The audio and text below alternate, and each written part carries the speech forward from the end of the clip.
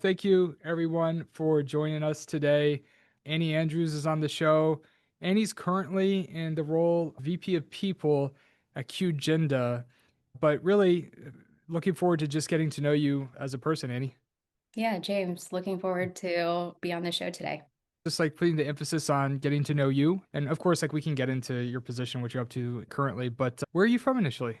I'm from Atlanta. I've been born and raised here. I've tried to move away twice, but always find myself back. I currently live in the Atlanta suburbs with my husband and our two dogs. So we're just settled here for the long term. Nice. Okay, cool, cool. So two dogs, what kind of dogs do you have? I have a 12-year-old black lab pit named Leo and a 7-year-old border collie Aussie Bernese mix. Nice. All very high energy, and it's never a dull moment in our house. You said one of them was just like staring at you in the doorway before we hit record. Yeah. Yeah. That was Leo. Mhm. He usually likes to just sleep in here, but I guess he knew something was happening, so he wanted to get out of the house. Yeah. They sort of have this sixth sense, do they? Don't they? Yeah, Like, they do. so I opened an office for my company's go-to-market team in Reston. So I'm in office full time now. But when I was working from home, I have a French bulldog and Hmm. he's deaf. Like he can't hear. And he has one eye. He's a happy, just to be clear, he's a very happy dog, but the poor little guy, he's got one eye and he's deaf. But I swear, it's like he knew when I was about to get on like an important call or something where I wanted it to be quiet in the background or where I couldn't lean down to pet him. And that's exactly when he would come over. Yeah, that's our border collie, Grizz. He loves to look out my window, Mhm. and usually he just sits there and stares. But as soon as he sees somebody walk by and I'm on a call, I can hear him growling, getting ready to bark, while the person that I'm talking to has no idea what's about to happen. Yeah, and you were just talking about before we record. It's funny. It's like Zoom these days is really good about editing out background noise, but like our brains aren't necessarily. Yes. So it's still distracting for us, but it's even probably funnier because it's like people may not know why I look distracted when OB's coming up to me because they can't hear him, but I can. So Well, it's a great feature. I'm assuming that occurred post-COVID and kind of just updating that because all of us were most likely working from home, distracted by kids, pets. I know I was. So it's nice that whoever I'm speaking with doesn't really hear what's going on in the background, even though it's right here. it's chaos. Yes. So Annie, what were you like as a kid? Oh man, I was a troublemaker, always bending, breaking rules, creating chaos for my parents. I tried to do my best in school, but I found myself always distracted by my peers or what else was going on versus my studies. I think I drove my parents a little bit crazy. So you're really social? Yeah, really social, making friends anywhere and everywhere. My mom, as she's describing how I was as a child, I didn't have any issues making friends Hmm. or learning about people who I was playing with on the playground. I've noticed that has driven who I am as an adult. While I am a little bit more reserved these days, and I don't just automatically go say hi to somebody new. I'm still curious about people whenever they're in my environment, like close environment. Oh yeah, yeah. That definitely makes sense. I think a lot of people that ultimately get into recruiting, they are definitely like people persons, right? Like they're social, they're typically, empathetic and they're good listeners and these types of things, right? Not always. Yeah. Not Well, always. as I sometimes see myself as a unlicensed therapist because for some reason, and I have no issue with this, I like to listen when somebody has a problem that they want to solve or they just need to vent. But it seems that's how most people gravitate towards me or where most of my conversations seem to go with others. Nice. So, and you were like that as a kid? Yeah. So everybody would come to you and you would help them get through tricky situations or big feelings, stuff like that? Oh, yeah. Sometimes they didn't want my advice, but Oh, I would happily give it. yeah. That sounds like my daughter. She, she has an opinion. She has some thoughts for sure. Yeah, It's it's like, also a pre-warning that my husband has to give me when he's venting because he doesn't want a fix. He's just getting it out there. yeah. But in my brain, I'm like, okay, what can he do? What should he say? And that's not what he wants. Yeah, this actually it's coming up a lot lately on our shows, speaking with different talent acquisition leaders. I think a lot of people that, when you get to that director VP level, particularly in the tech industry or highly competitive industry that somebody's in, usually we're like really solutions focused and immediately diving into problem solving mode. Yep. And I think it's interesting. It's like we're also in a business though where it's like very people oriented and we can't really optimize relationships and you can't optimize it for time either. And like listening is really important. And so I think for a lot of us, it's like this balancing act of being this aggressive go-getter, constantly living in, okay, there's this gap between where we are, where we want to be, and we need to get after it. But then also, as you put it, right, like being able to just sort of pause and listen, right? Yeah. Take a step back. I mean, I never saw myself in recruiting. I went to college for international affairs with an intention to go into international politics. That obviously did not happen. Not yet. Um, and I found myself in recruiting. I worked as a front office coordinator for a very small recruiting agency in Atlanta, serving executive assistants and admin assistants across the city. Realized that I wanted to be a recruiter because of how they were helping people find new opportunities, better opportunities. But that wasn't the job where I really got my or cut my teeth in recruiting. I was unsatisfied with the answer that my former boss gave me of how it takes a really long time to be a recruiter. And so that's when I realized early on in my career that I needed to take charge of what I wanted to do as a profession. And all it just led to a conversation with now one of my mentors who took a chance on me to get me into recruiting and learning more about it. And it's kind of just spiraled upwards since then.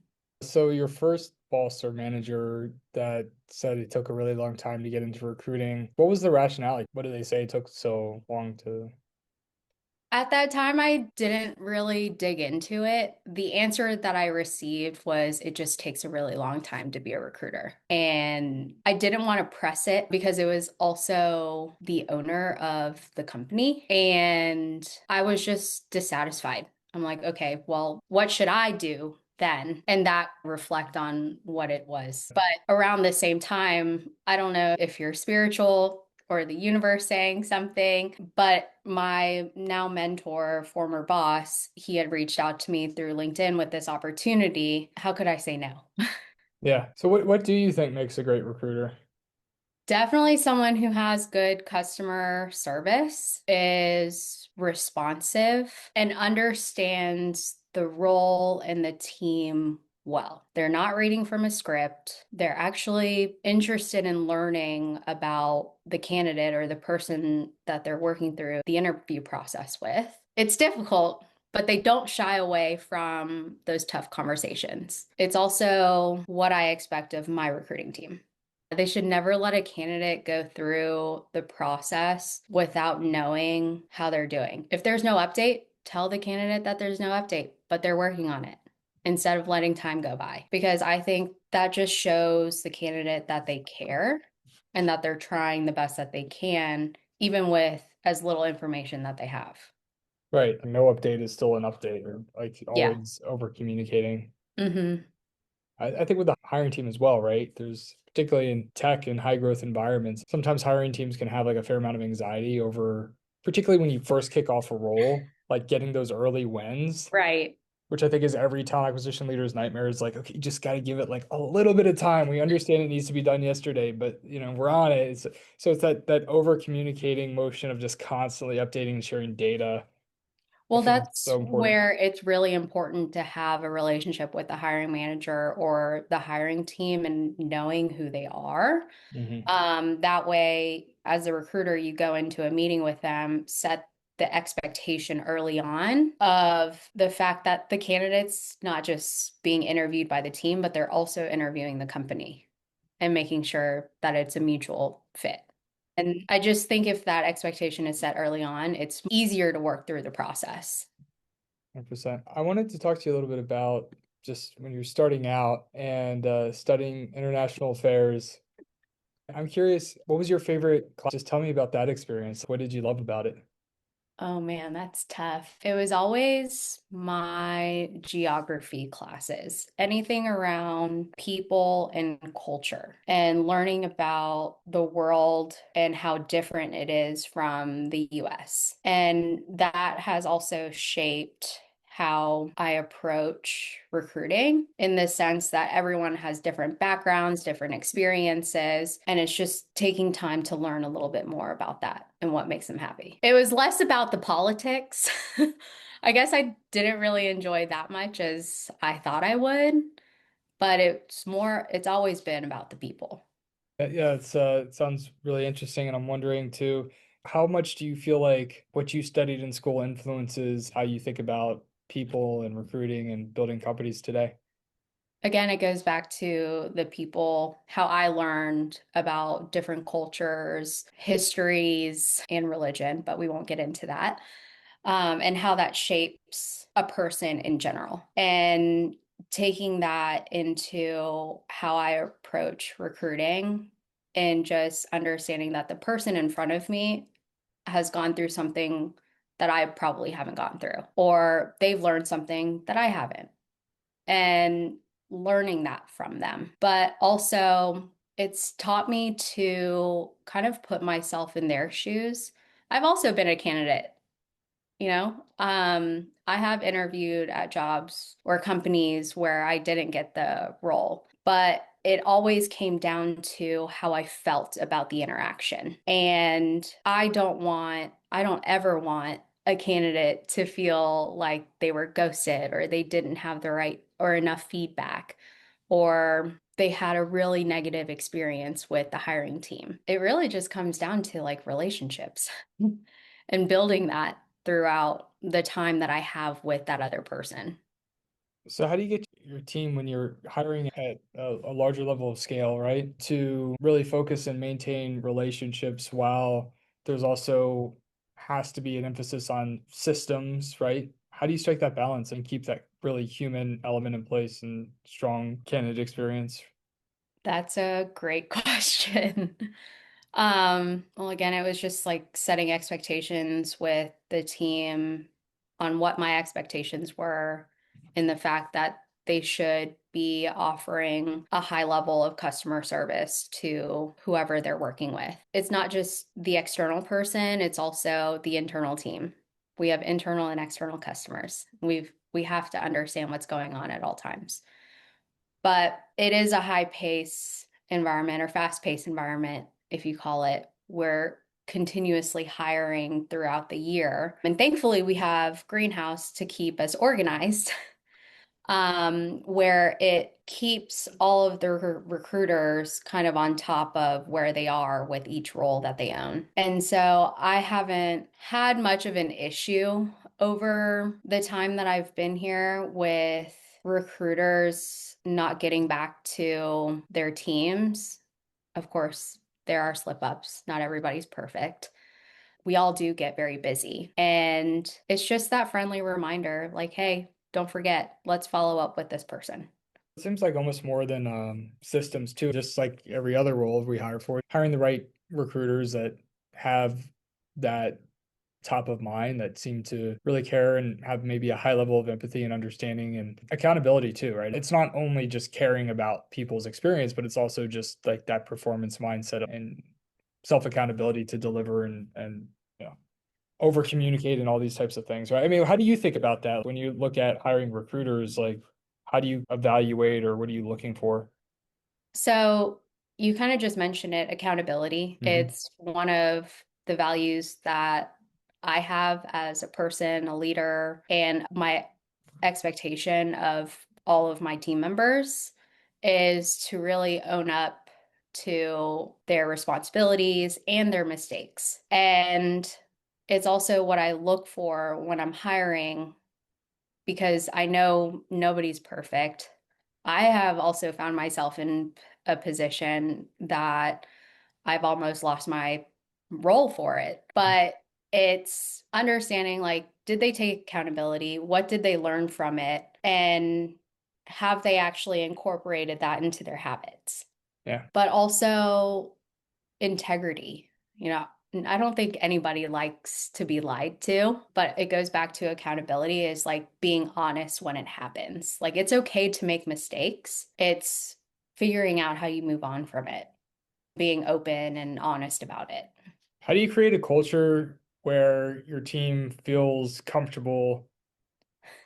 I mean, it's again, it's a lot of it's hiring the right people that just hopefully there's like this innate, hopefully comfort or they have enough experience or whatever to open up in that way. But I'm just wondering, as a leader, how you think about creating that type of environment. For me, it's coming with a sense of vulnerability, is having the same mindset, showing my team, especially when I made the mistake, and saying that openly, or sharing a story from a past or one of my past roles where I made a mistake and what happened. And usually it encourages my team to open up when something like that happens. I do find myself kind of just repeating, like, it's okay, share with me what's going on. And I think that comes back to just being that therapist for folks and kind of just giving that space to like open up.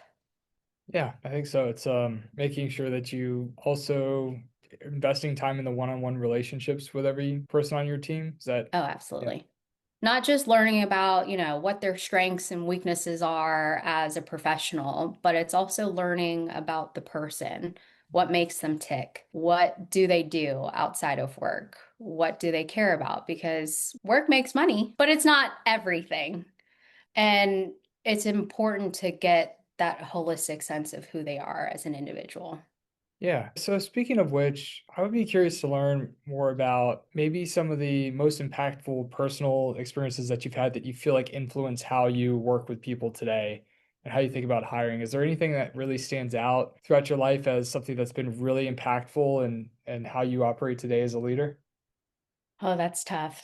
I know we talked about this before, and I've had some reflection to do. It's still really difficult to figure out what those moments were. One that sticks out, especially on how I approach hiring, is just when I was laid off from OneTrust and had to find another opportunity quickly, despite seeing myself at that company for a really long time and applying to roles, going through the interview process, all the way to the final interview, only to find out that I didn't get the opportunity. And along the way, actually, I was ghosted so many times, and that hurt. Mm. And so I never want anyone to feel, especially if they're coming to interview at this company, that they're not getting what they need. Again, nobody's perfect. We do get quite a few applications, and I only have a very small team of three going through each application to fill the roles that are open. But for whoever's in process, I'm hopeful that they're getting a positive experience with the recruiters. So when you were going through that job transition and so things didn't work out at OneTrust and you were actively interviewing and going through the ups and downs of how challenging that can be, how did you navigate that? It's something that a lot of people are going through these like layoffs and job Yeah. transitions, probably now more than ever. The last 5 years have been, I think a lot of people would define as sort of crazy in the job market, particularly within tech. So how did you stay on top of your psychology and go through the ups and downs and disappointments and really stay focused? I mean, what was your process for navigating that? Good question. Thankfully, I had a good support system, my husband, but also kind of just staying active at the gym, being outside. It was during summertime. So it was also a good time to just reset and take a step back to understand what I was looking for in the next company that I joined. Thankfully, we did have quite a few summer plans that kept my mind off of the difficulties that I was having throughout interviewing until getting the opportunity that I'm now at with QGenda. Where did you get to travel? We went up to Washington, D.C. for 4th of July, went to 30A with my mom. It's an annual trip. Where else did we go? I What's feel that? You like we said went. 30A? What's that? Yeah, so Destin, Miramar in Florida. Okay. If you haven't been, I highly recommend it. What's it like?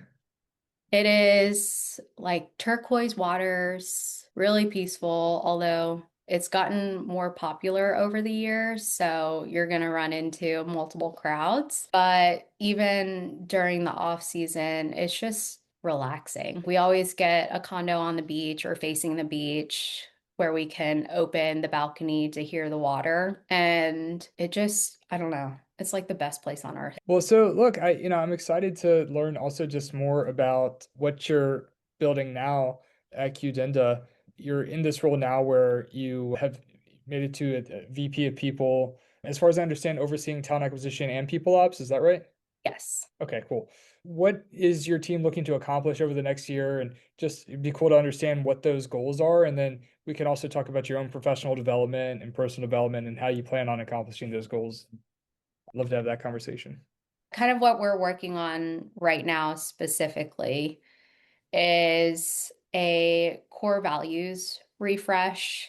We've had our core values for quite some time, figuring out if those values still suit where we are as an organization. So we're still early on in the process. We're going to go into focus groups with employees across the organization to get their perspective, but also getting leadership perspective as well and marrying those two together. But the other one is just figuring out how we can help support re-energizing QGenda's culture. Post-COVID, it's been challenging to manage an employee base that's remote and in office here in Atlanta. And Mhm. then we have the additional challenge of the company that we acquired last year, who's based in Ohio, and kind of making sure that they're integrated into our culture. But understanding what motivates employees outside of compensation. Everyone wants to be paid well, I get it. Sure. But how do we foster better team collaboration to solve problems that can move the business forward? So that's what we're working on. So specifically collaboration in a largely remote culture, that's challenging. And it's interesting is so I opened an office recently specifically to build a go-to-market team for my company.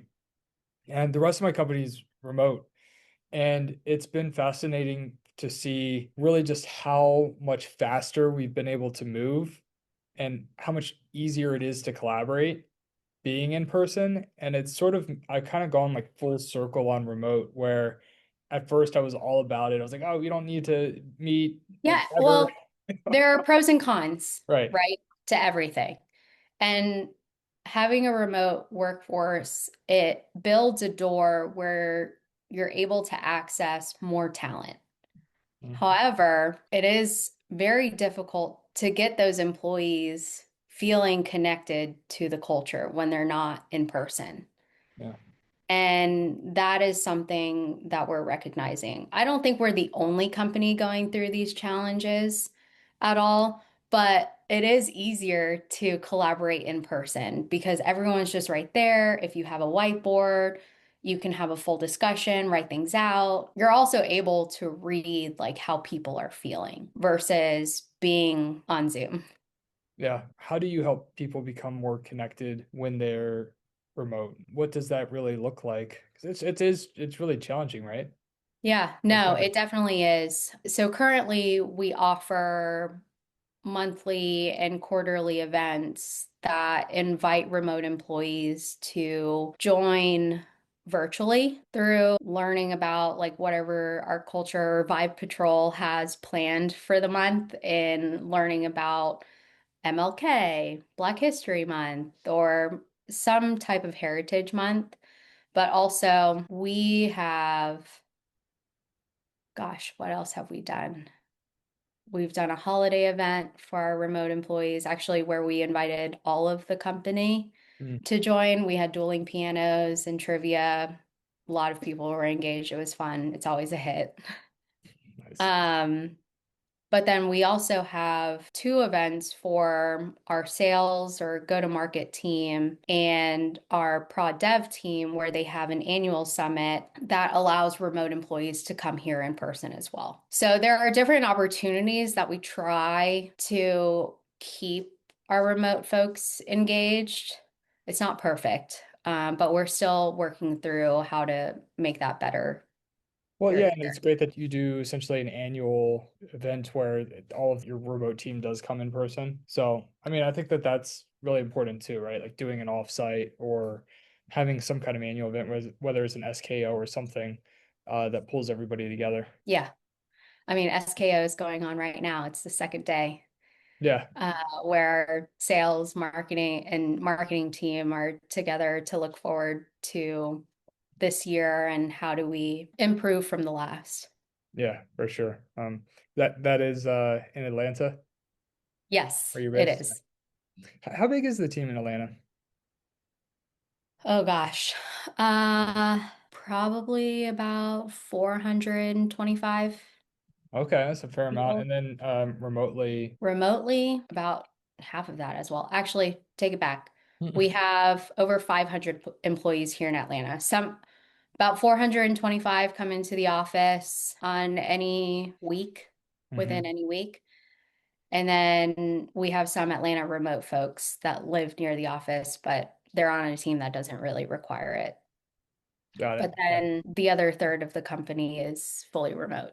So that's actually what I was going to ask you is how does your team determine whether or not when you're opening new roles, like, whether or not it should be in Atlanta or remote? So previously, it really depended on the team and what their needs were. However, coming into this year, we have adopted more of an Atlanta first mindset where we want people here in Atlanta. So the only times that we'll go remote from this point forward is if it's a role that is extremely hard to fill, like a development role or an example where the team should have exhausted and the very diverse talent pool here in Atlanta first before considering going externally. And that's where we had the conversation about it. Yeah. But previously, it was really any team that had remote folks and figuring out like if it did make sense for them to be remote. Yeah, yeah, makes sense.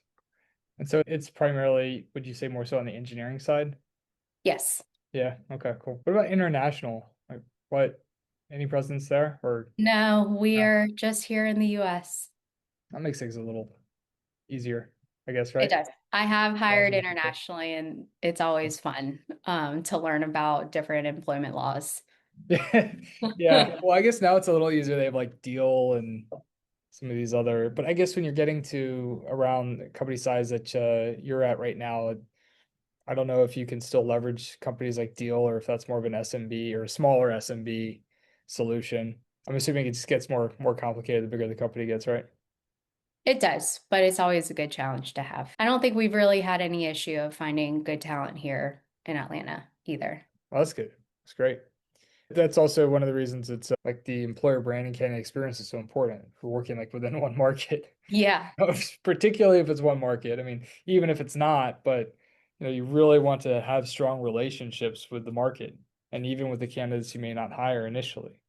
You might want to circle back or they might know people. It's just like it's Yep. a small world's always smaller than we think when it comes to creating good experiences or bad. No, very, very true.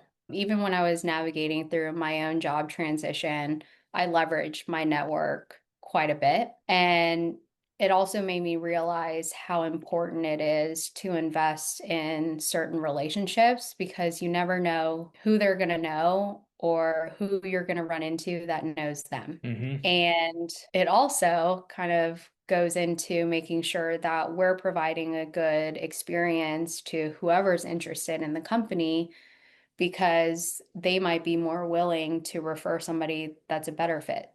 If they've accepted another opportunity, or they know somebody again that just might be more qualified.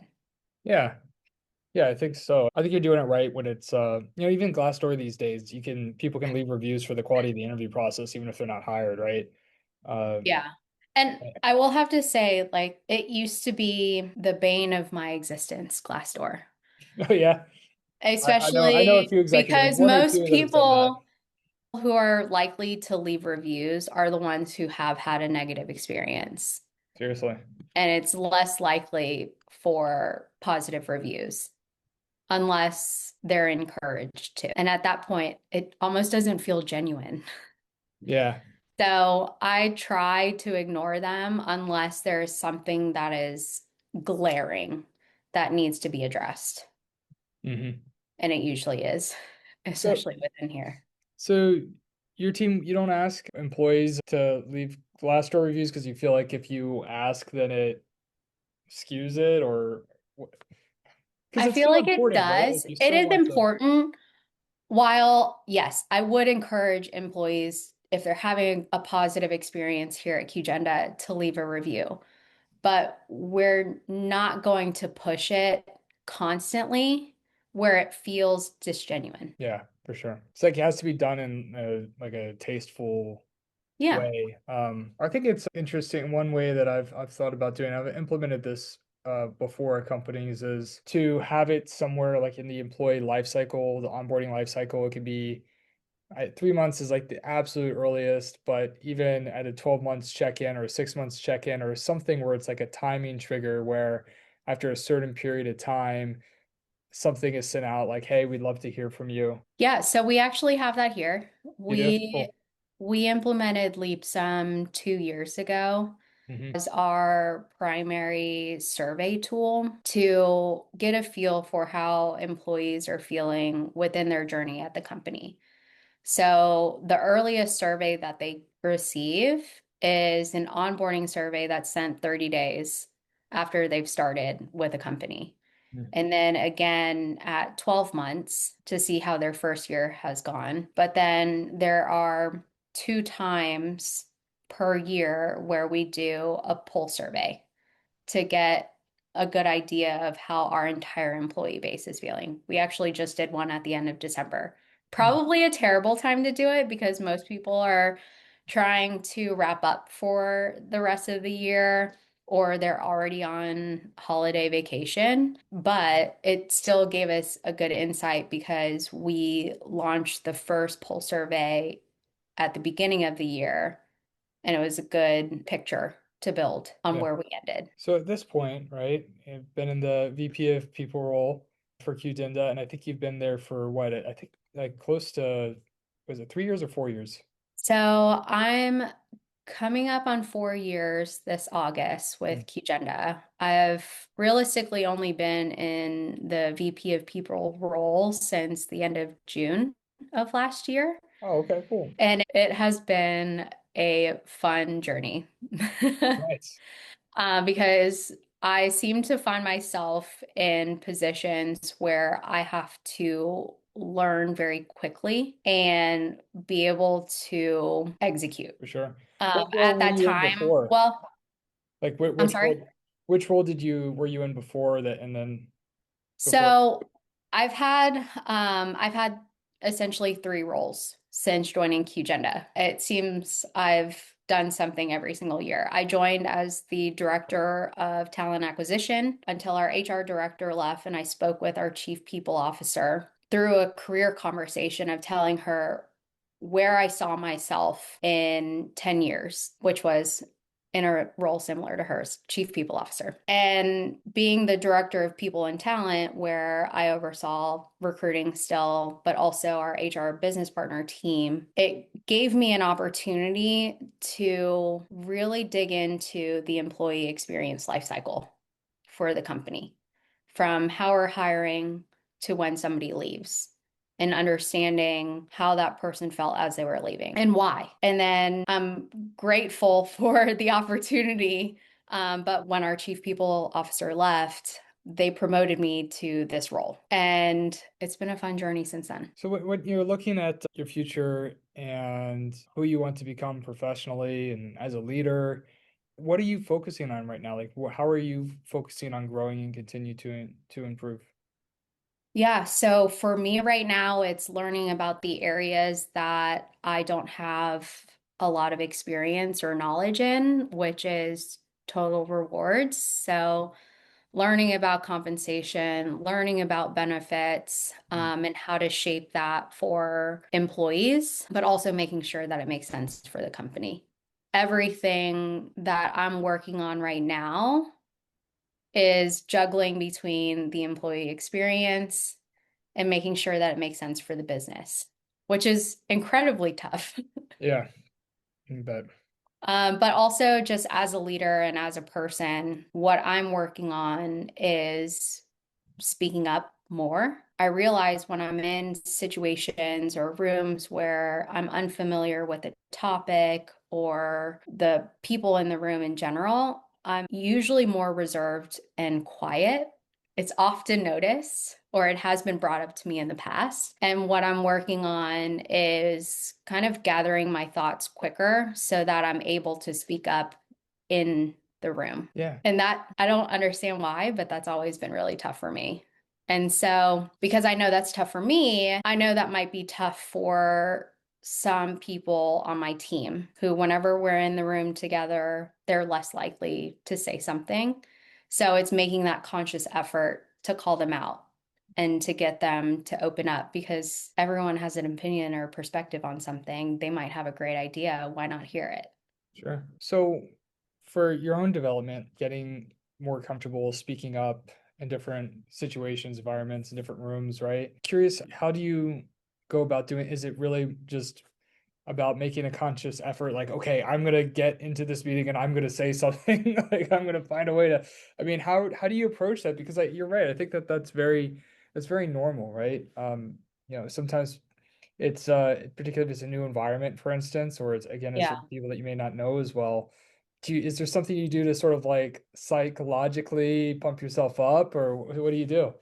Well, professionally, I just try to find out what the agenda is, what we're talking about. Is it something that I'm intimately familiar with or need to get familiar with? But then also before that meeting, I'm always listening to some type of EDM music to like pump myself up and get myself There we go. in the That's some mood to good sauce. chat. Nice. Okay, cool, cool. Okay, so any EDM music recommendations? Oh man. Right now, it's kind of just going back to it feels like 2014, 2015, like Alesso, Blau, Above and Beyond, All right. and like some good house music too. So like Cascade.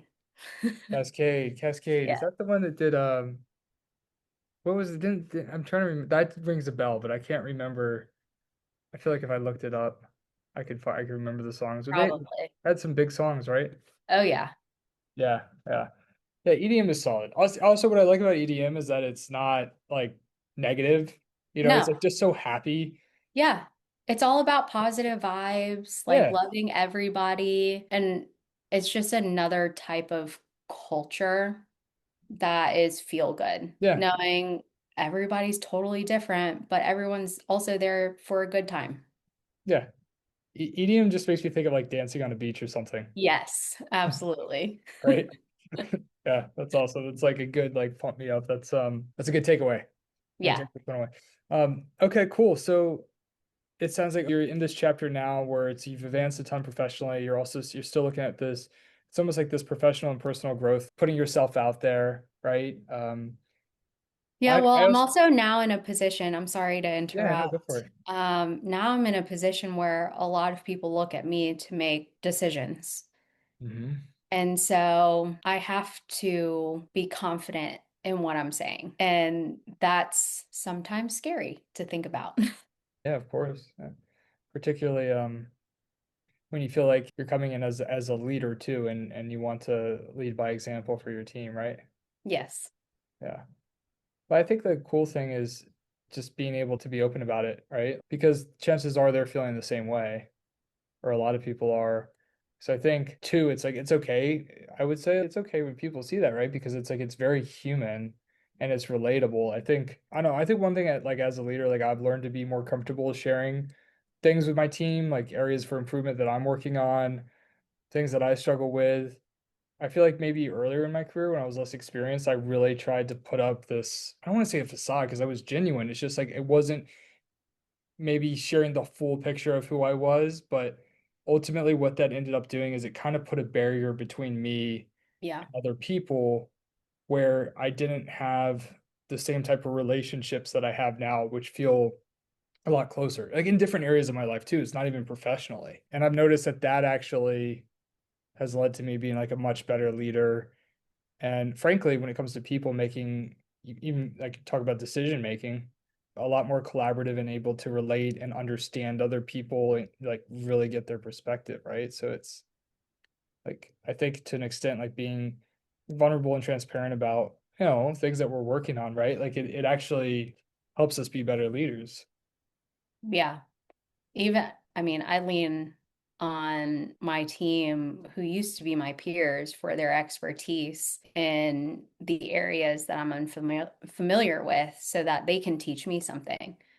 That's where I am as a leader is like, how do I keep learning? And thankfully, like, I'm very privileged to have a great team who can do that and also share perspectives that I might not have thought of originally or seen Yeah. it from that way. Has learning how to delegate, do you feel like that's been a learning curve or a shift, like Yes. moving into a VP role?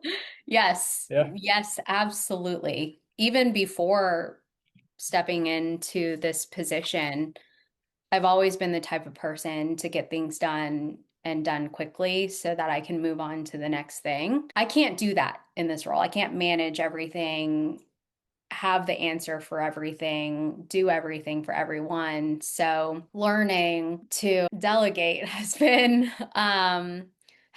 been an experience where or just a habit that I've been building in general is like really leaning in where somebody else can take ownership and take the credit for it. So that way it frees up my time to think Yeah. about the bigger picture. What I also don't want to happen, it's that delicate balance of delegation, right? Not overloading the team with everything that they have to be responsible for too. But also, I don't want them to feel like they can't say no if they're overloaded.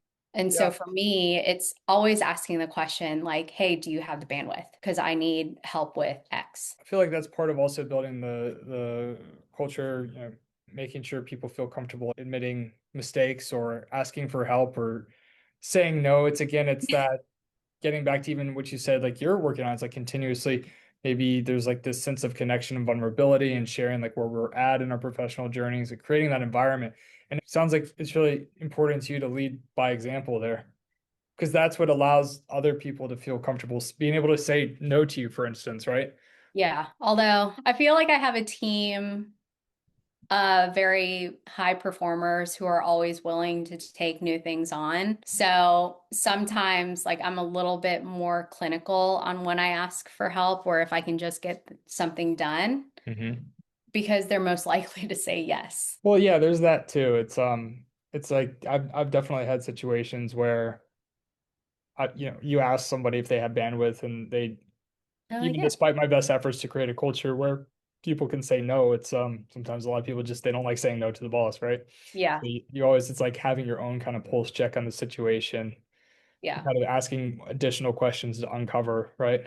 Well, the other thing that I've tried doing that is somewhat working is just asking for volunteers, like in a group setting, whenever I'm Oh, that's having a smart. team meeting. Of I'm working on this, but really need somebody to take ownership of this. And somebody usually raises their hand. Hopefully. Hopefully, yes. Actually, most of the time, yes. It's very rare that I have to tell somebody to do something. Yeah, that's But no, great. it's it's a learning process. There are times where it's very difficult for me to let go because it's something that I've built and I feel like I need to be involved in just about everything. And that's not always feasible. I That's true. need nobody likes a micromanager either. So I try to give everyone on my team enough space to take accountability for their role within the organization, what they should be doing, but then asking for help when they need it. It seems to be going well, kind of. There you go. Well, hey, look, I also wanted to talk to you a little bit about how your definition of success has evolved over the years since and now you're in a VP role versus when you were starting out. Um, what do you think's changed? Not much. It's still the same, making as much money as I can. Fair enough. It's I fair. think it's because I'm also a Capricorn, if you believe in zodiacs. It's just natural for me to have a hard work ethic, but I think that just comes from my actual background and how I was raised and how I saw my parents. But it's always my version of success is how do I get to the top? And I'm not quite there yet. I'm just getting started. There you go. What does the top look like for you? Chief people officer of a Yeah. company. I made that clear to my boss previously, and it is still the track that I want to be on. It seems like you're on the right track. Well on your way. I'm getting there. Yeah. So now that you're in your prime, you've accomplished a lot. Final part of our episode today. What advice do you have for people earlier in their journey, starting out in recruiting or people ops, that you can share with them to help them get to where you are? Oh man. Speaking up, talking with their manager about how they want to grow their career. And if they're unsatisfied with the answer, do some reflection themselves, figuring out what they might be missing or pushing for more feedback. The other thing is to really build adaptability and resilience. The world is constantly changing. Their company and processes will always change, but it's how they show up the next day after that change happens. And it's usually out of their control. They can either adopt a negative attitude about it and then their work suffers, or they can accept what just happens, learn what's new, and then move on. Because at the end of the day, it's how they show up at work, making sure that they're doing well, getting things done, and then figuring out what do they want to do next. And it could be at the company that they're at, or it could be at another company.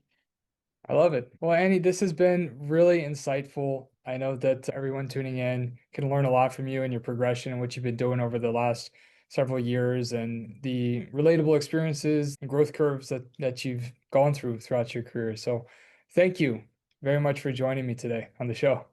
Thank you for having me. It's been a really fun experience. So I appreciate the invite. Yeah, it has.